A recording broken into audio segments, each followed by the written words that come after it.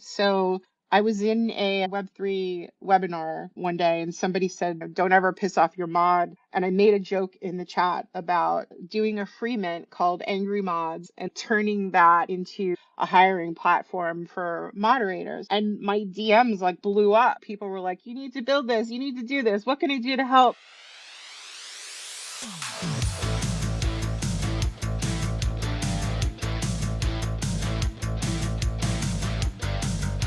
It's hard to believe that Anne-Marie, or AMA as she's known in Web3, is one person because she's seemingly everywhere, in every community. It's no surprise because she's in 80 or so communities.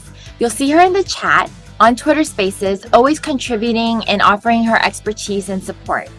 And because of this and her experience hiring community moderators, she's seen firsthand the challenges faced by moderators to have clearly defined roles and responsibilities, as well as fair and transparent compensation. Hear how she hopes to change that with Angry Mods. When I was younger, I knew I wanted to be a creative, but I was such a horrible introvert. When I was at family gatherings, I was sitting off in a corner with my sketchbook. It's just how my brain worked. I needed to be creating. I needed to be expressing myself in my own way. I never really saw myself as, I'm going to mentor young professionals or I'm going to start a business. I would have been perfectly happy with my paintbrushes and my canvases and kind of living out in the woods and being a painter. That speaks to my inner soul, right? I had some teachers, when I was growing up that encouraged me to follow my artistic passions. But, my mom wanted me to be a bookkeeper.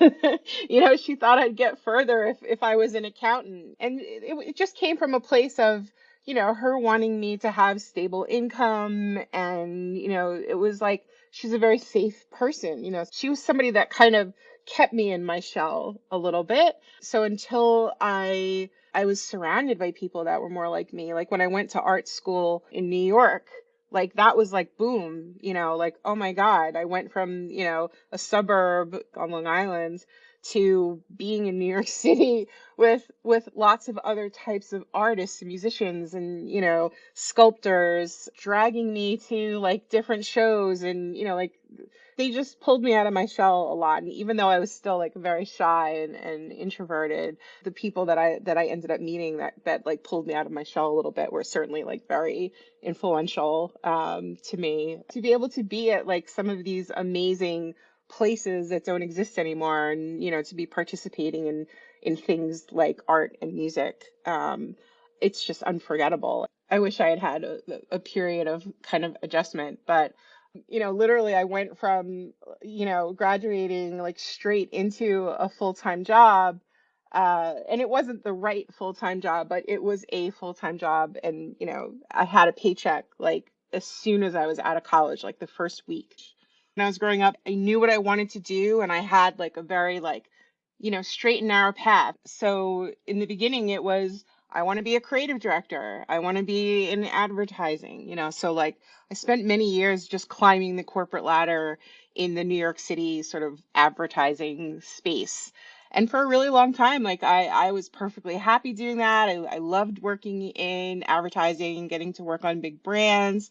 I loved being a creative director. I had an opportunity to go work with 𝗕𝗨𝗟𝗡𝗥 at VaynerMedia, and he pulled me out of my comfort zone and pulled me out of being a creative director and put me more into product and content. And I was not in the creative department at all, which was really, really scary and intimidating. And that changed me on a lot of different levels because it took me out of what I knew and put me into this whole new kind of dynamic. And ultimately, Gary convinced me to leave advertising and go start a startup and be a founder, which was terrifying to me because I had never started a business before. I had been doing the corporate thing for 20 years. So that opened up a whole new world of possibilities, working with small businesses and other founders and entrepreneurs. And I loved it. Like, I loved working with other founders and, seeing what they were building and, brainstorming together. I love to surround myself with really smart people who are going to inspire me. My first project was called Will It. The website is still live. It's at will-it.com. And it is a legacy planning tool that is all about your stuff. And I built it after my grandparents passed away and my families on both sides fell apart fighting over silly little things. So I built this app where you could actually build out your portfolio of things that are important to you and why they're important to you, and tell you, leave the story, if it was like a ring or a bracelet or a watch or some silly little drawing on a napkin. It could be anything. It didn't need to be something significant. You could invite your friends and family in to request the things they want and approve or deny, and get a little competition going. This way people don't argue over it after you're gone. I had to basically take my prototype to conferences where there were lawyers and estate planners and just walk around and show it to them and get feedback from them. But that's how I found my product market fit early on and realized it wasn't a consumer product. It was a SaaS. It was a SaaS model. And I still really believe in it. And, I kind of feel like it's one of those things where I was put on the planet to ultimately do it. But I know that I can't go back to it until I have the backing. So in the end, the hardest part of running the business is raising capital, figuring out where your burn's going to come from. Are you investing your own money in it? Or are you raising funds? It's really, really hard. And nobody tells you when you're going after your passion and your dreams, you have to protect yourself financially. I put way too much of my own money. I spent many years in advertising, building up, 401ks. And, when you start working on something that you really believe in, you start dipping into those because you believe in yourself and you believe in what you're doing, and that's not always the best thing for you to do, because if something doesn't happen, you don't have that safety net. And once you start investing in yourself as a founder and, your successes, they feel like failures a lot of time, I look back on all the money that I spent on building it and I feel responsible. I wasn't able to take my project as far as I wanted to. It was because I didn't have the funding to be able to take it as far as I wanted to. I would recommend anybody that's starting a business, make sure you have a really good business mentor to kind of help you along the way. It was something that, Gary couldn't mentor me, as much as I needed to be mentored. He had some of his own things going on. So he was helpful and gave me some guidance and encouragement, but not having a business mentor back then was probably something that in retrospect, I wish I had had. When you think about your C-suite, as a founding team, you need to have a CEO, a CMO, a CFO, a CTO. And I was kind of acting as all of those different things. I had advisors on my team. I had a CFO helping me. I had a CTO that I had hired, but they weren't founding members, And when you're out there trying to build something, it's like trying to find, your soulmate. You have to find someone who really sees eye to eye on what you're building. And that, I think, is one of the hardest parts. I know I would have gotten so much further if I had had a really strong CEO partner to help me build it. So if I were to, meet the perfect partner to bring it back and get it still going, I still have my S Corp and believe in it. And even now, I see it as an amazing blockchain tool. I built it in Web 2, but now I see all the potential in putting it on the blockchain. I'm super excited about it still and hope that I can come back to it someday. Angry Mods kind of came out of experiences that I was having as a marketer in the Web3 space. One of my larger Web3 clients that I had, I needed to kind of onboard their entire community management team. So, helping them understand the difference between a moderator, a collab manager, a community manager. They hear the word moderator and they would think, oh, they're gonna manage all my social media, and they're gonna manage the Discord, and they're gonna manage the partnerships, and just expecting ridiculous things of like that one person, and them not really understanding like you have to have multiple mods across multiple time zones. You have to give them guidance. You can't just turn it on and expect them to go. There was a lot that was lacking, but the most disturbing for me, and it was the light bulb moment for me, was in a single day of interviewing moderators, I would have one person, the same role, one person in Nigeria that wanted $100 a week,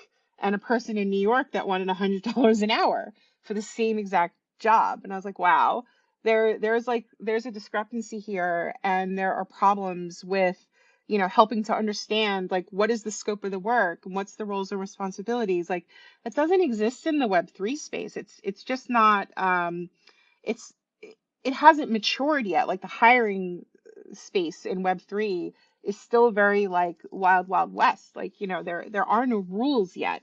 So you have people that aren't getting paid. You have people that are working for free because, they need the experience. There's a lot of challenges there. So I was in a Web3 webinar one day, and somebody said, don't ever piss off your mod. And I made a joke in the chat about doing a free mint called Angry Mods and turning that into a hiring platform for moderators. And my DMs like blew up. People were like, you need to build this. You need to do this. What can I do to help? And after a few months of people still messaging me about it, all from this one little like kind of crack that I made in chat, like it would just make sense for me to build out a Web3 agency of sorts. But of course, like all that PTSD kind of kicks back in from, I don't want to run an agency, but it all comes together, and that's what I do. So with Angry Mods, I see an opportunity to help the people that are in the space define it better. So like what I do with my Angry Mod community right now is the number one thing is hiring transparency and pay transparency. So for them to come into my Discord, they have to give me their hiring data. So like, what are they charging? Who are they working for? So that I have greater visibility into problem areas. Okay, somebody's working for free. Somebody's working for $1 an hour. Somebody is drastically undercharging for their services. So like, I did a hiring survey that I released back in January to the community so that they could see what the average pay is across different regions. And since we've basically quadrupled in size since that first survey came out, so I still have all the data kind of coming in. We're at about, I think, 120-ish moderators that are in the server now.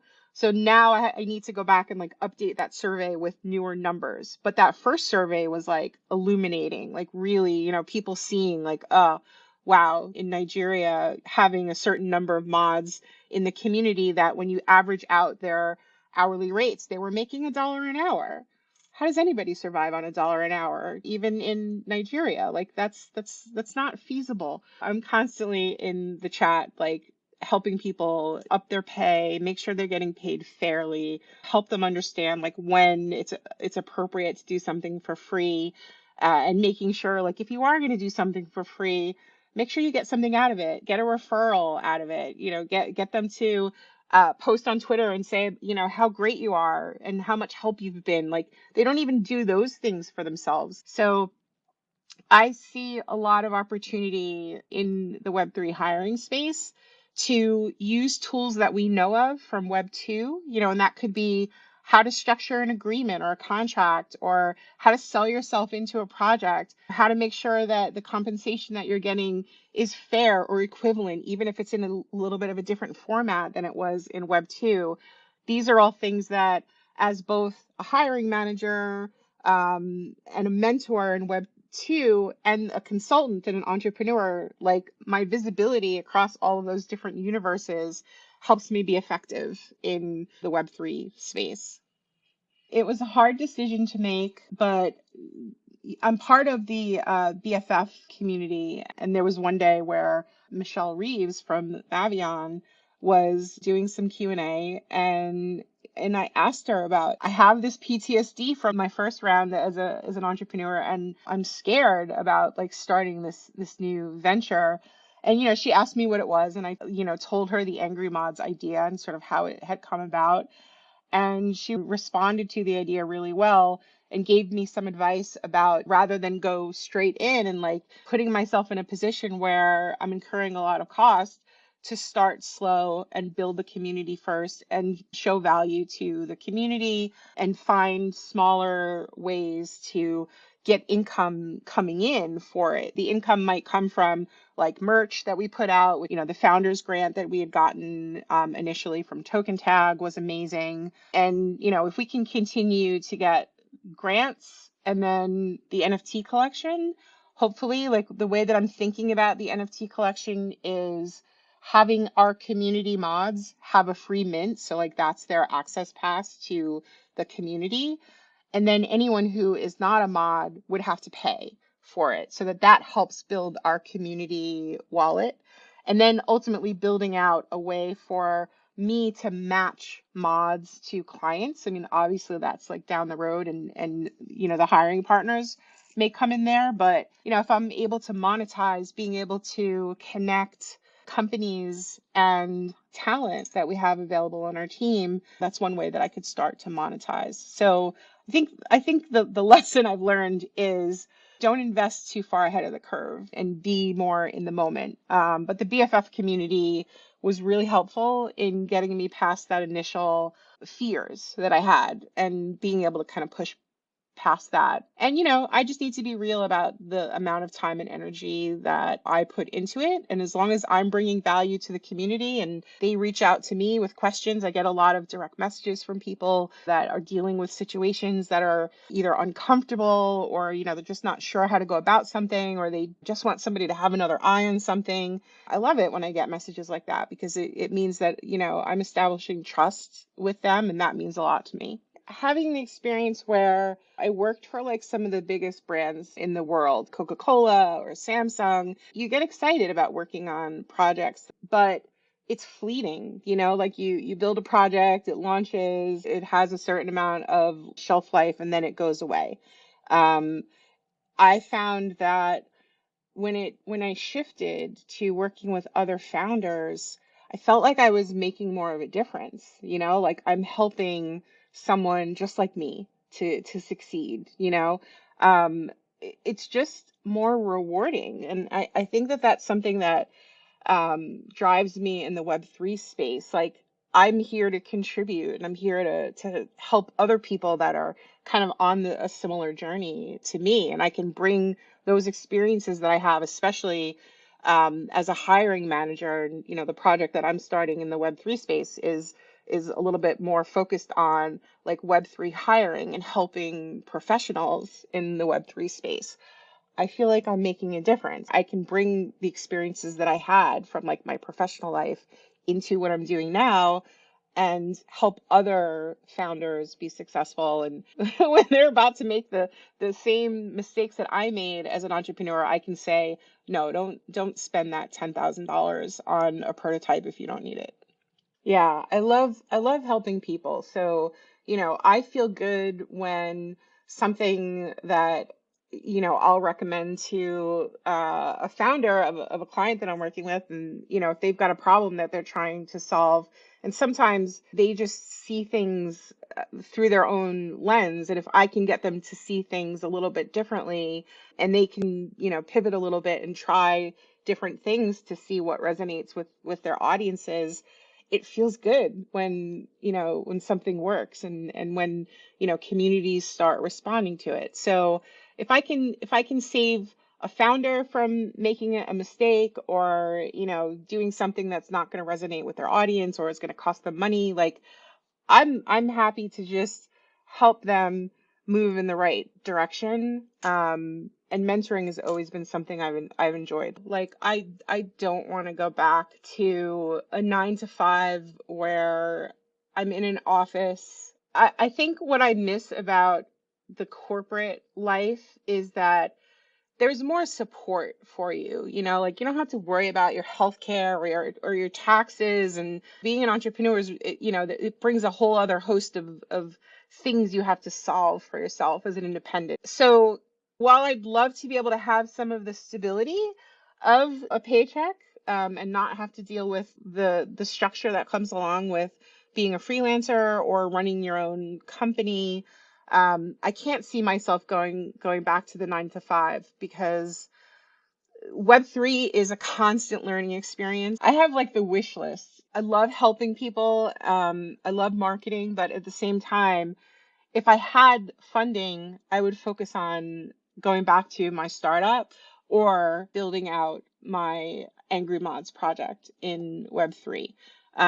Because those are two things where I feel like I could really make an impact on the space, but it takes funding to be able to do that.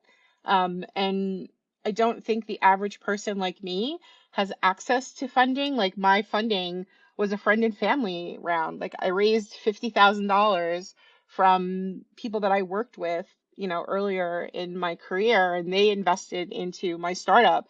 And I feel like this insane amount of like guilt that like I didn't get my Series A funding and like sell my company, because they invested in me and they believed in me. And I want to make sure that when I come back to it, I'm gonna like go all in and like really make it happen. But I didn't know back then how much capital it was going to take to do those things. So when I'm looking at Angry Mods, I have a little bit of that PTSD, right? I'm nervous about being an entrepreneur again and putting myself in a position where I'm bootstrapping.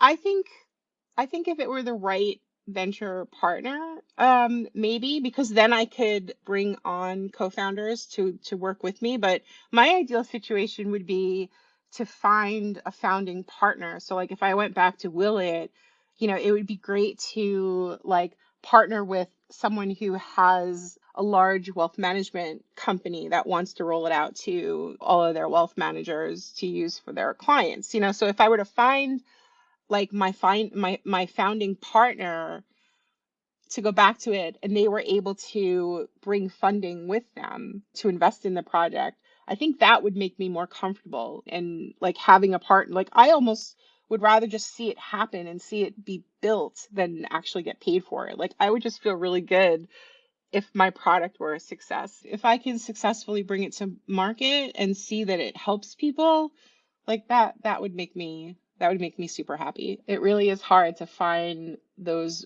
people. I mean, I think the more you open yourself up to it, the more opportunity you'll have, though. Like it was really hard when I was starting my startup to like be looking on, angel lists to like try to find a co-founder. Like it's just not going to happen that way. Whereas in Web3, when you're participating in all of these events, like you're on Zoom and you're talking with different people and you're getting to know different people, you're giving yourself more likelihood to actually like come across somebody who's really going to make a difference for you.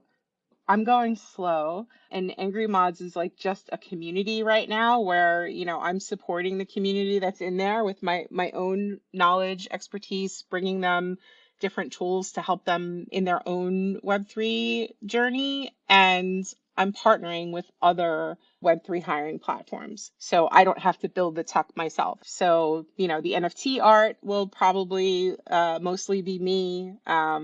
All of the support that the team is getting. For right now, I'm a one woman show. So I don't see myself shutting Angry Mods down. If anything, if I'm not able to bring to it all the things that I want to bring to it, like I'm limited by finances, so they're getting my time and my energy until I can bring finances to the table, right?